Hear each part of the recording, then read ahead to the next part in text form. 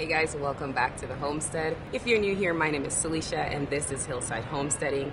We have a 1-acre homestead here in Ontario, Canada. So today I'm going to talk to you guys about why we choose to deworm our goats using prescribed medicine rather than trying to do it naturally or using herbal medicine. Let's go take care of a few chores and then we'll talk about that a bit more. I'm going to go give the chickens their daily kitchen scraps, and then I'm also going to collect some eggs, and then we're going to head down the hill and we'll talk about the medicine.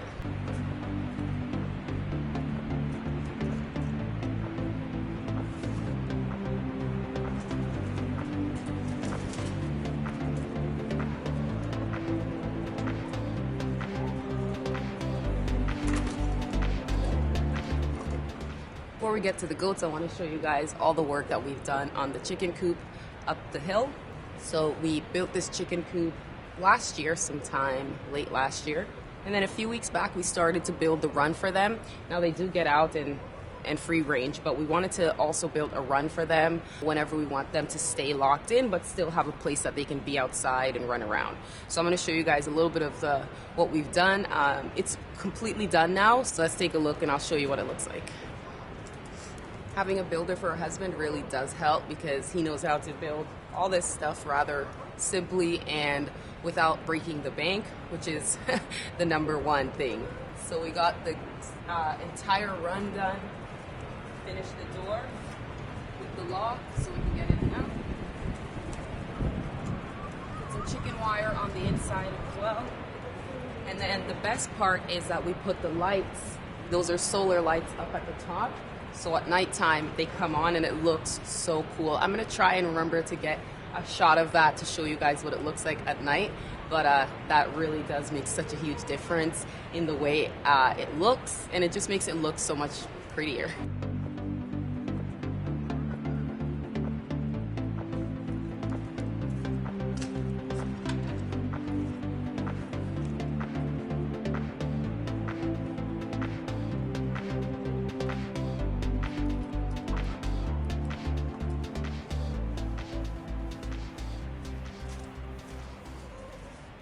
The last thing we have to do in here is hang up the food bucket.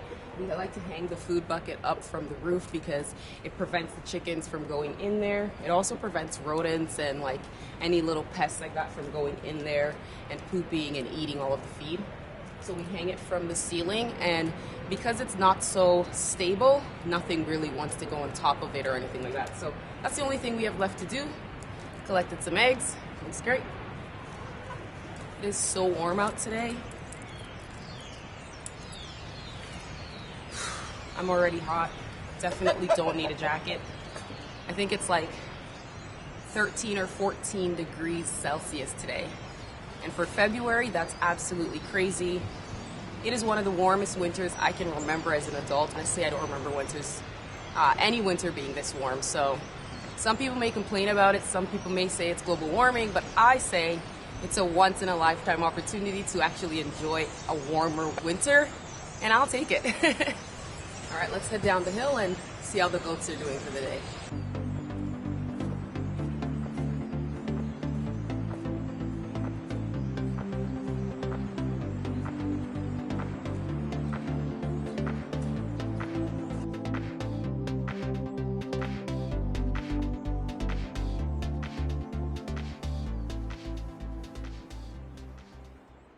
Before we head down the hill, look at the fruit orchard. It looks so empty and desolate.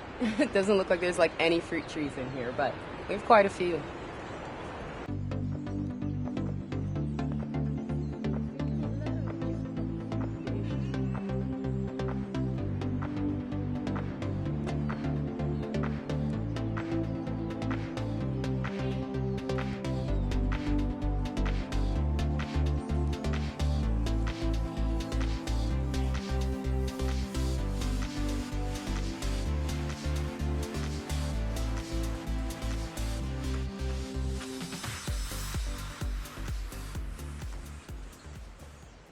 They all have water and lots of hay, so they all look really good. So let's talk about why I choose to deworm my goats and treat my goats with actual medicine from my vet. rather than natural medicine or more holistic medicines. Over the years, we've tried quite a few natural products with our goats. Coming from the girl that's known as the organic girl in the family, who strictly only buys organic food and only eats, you know, like the purest natural things that I could possibly find. Everyone in my family makes fun of me for this because, is this organic? Is this not? Like, that's who I am. The girl who studied holistic nutrition. So I am very, very pro-natural holistic medicine. But when it comes to my goats and my animals, I choose to go the other route, and I do that for a few reasons. So I always go with ivermectin as my dewormer, and I also have a treatment for coccidia. In a couple of my other videos, I did talk about how to administer them, but I never really talked about why we choose to not do the natural stuff. Let's go in and see them, and we can get a little bit closer.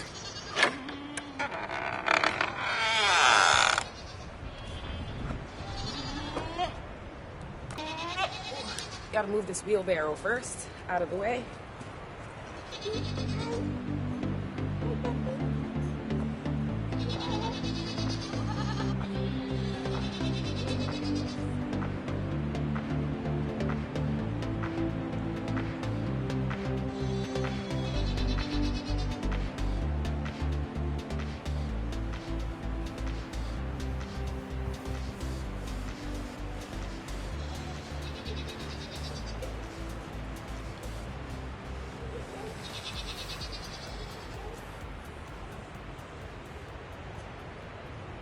So we've tried a lot of the natural stuff over the years.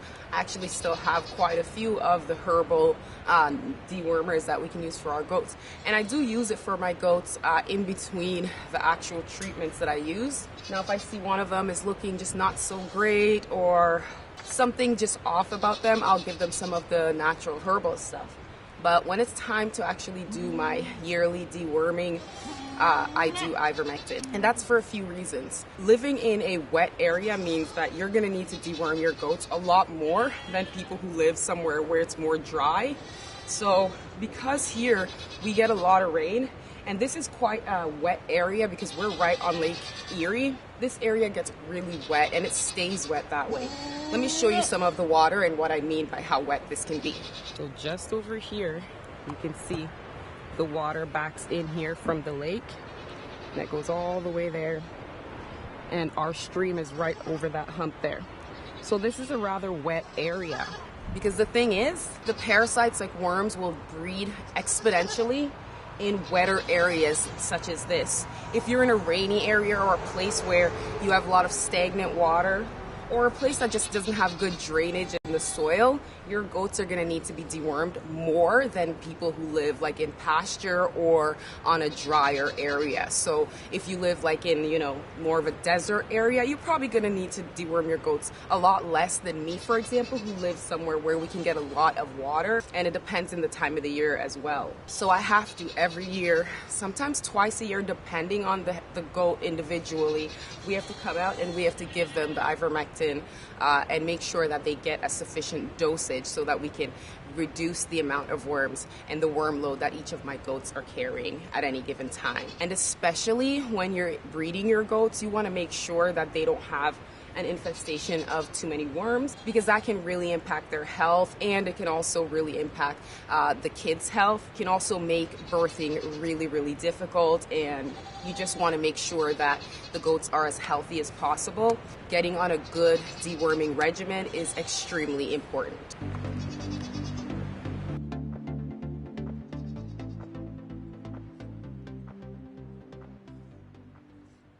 Another thing that goats usually get is coccidia. So it's basically a bacteria that can live in their digestive tract, and it can create a lot of health issues, especially again if you're breeding your goats.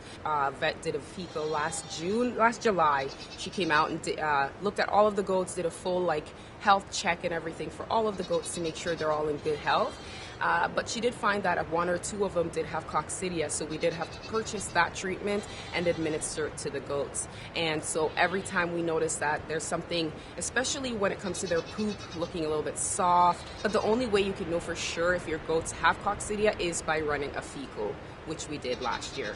And all of the goats got treated to make sure that they're all nice and healthy. Even the boy here, we want to make sure that he's also in great shape as well.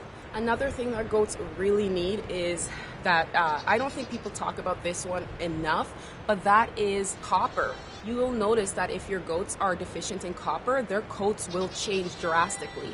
And I have a picture that I'll show you of my MP here from one where she was deficient in copper and one where we treated her for copper. So if you notice that your goats, their coat is changing and they have that really rough brown looking coat, that's usually a sign of copper deficiency, and you want to act on that as soon as possible. Copper deficiency can create so many other health issues, and you might think it's something else, but really it's just they need a copper bolus. And you can buy copper pretty much anywhere from the feed store. You can buy it on Amazon because it can present itself as other things, and you may think it's something else and be treating them for something else when really it's just the deficiency in copper, and all they need is one little copper capsule and they'll be back to great health. So anyway, guys, that's pretty much all I wanted to talk to you about today, was just keeping an eye on your goats and their health and how they're looking.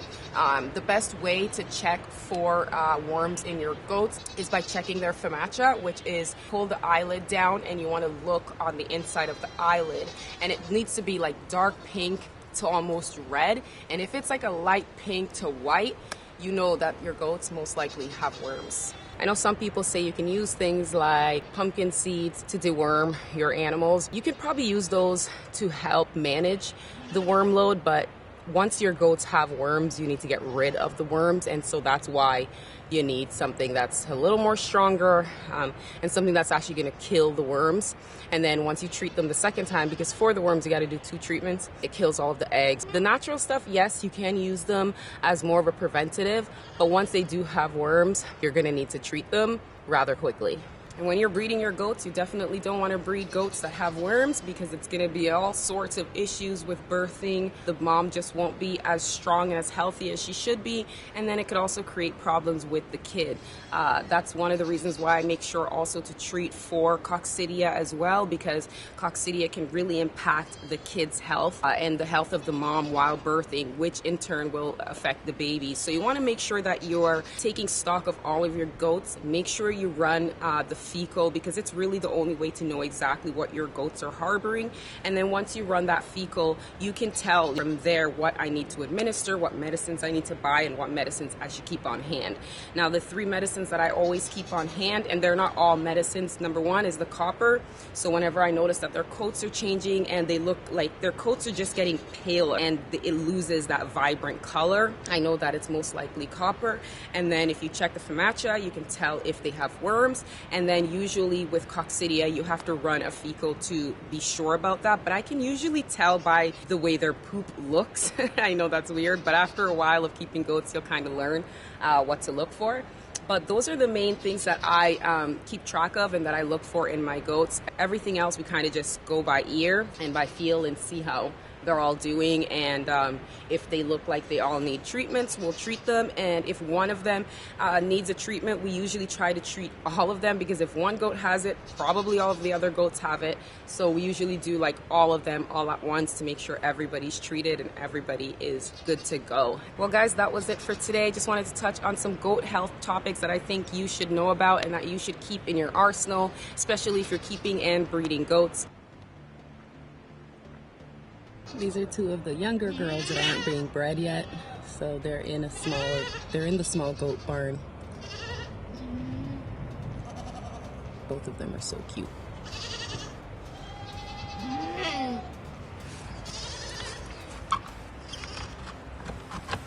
See if we can get a better shot of them. Hi. There's one. They like to escape, so we gotta be careful.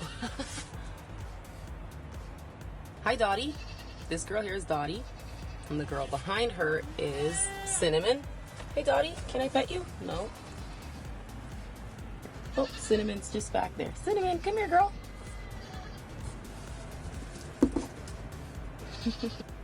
They're the 2 girls that we had born on the homestead last summer. They're such cute little girls. Skittish right now, but they'll come around. Right, Dottie? You'll come around, right? You'll come around? Yes. Can I pet you? Come on.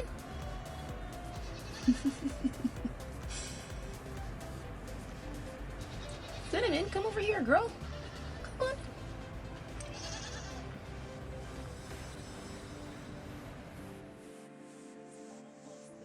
Almost. Can I pet you? Thank you for letting me touch your nose. I know. So she's the girl that had the eye infection, and it cleared up so well. All we did was rub a little polysporin in there twice, and that eye infection cleared right up, and she is so good now. All right, let's get out of here. Well guys, this is such a beautiful day. I wish I could spend all day outside. Don't hate on the warm winters. We don't get very many of them. I'm just gonna enjoy it. I'm not gonna complain. Who's complaining? Who's complaining about sunshine and vitamin D?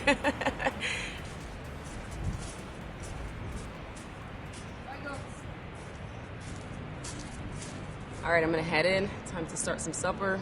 Wish I could spend all day in this beautiful weather, but I've got other things that I need to do. So I'll catch you guys in the next one. Make sure you like, comment, and subscribe. And I'll see you in the next one. Stay peaceful.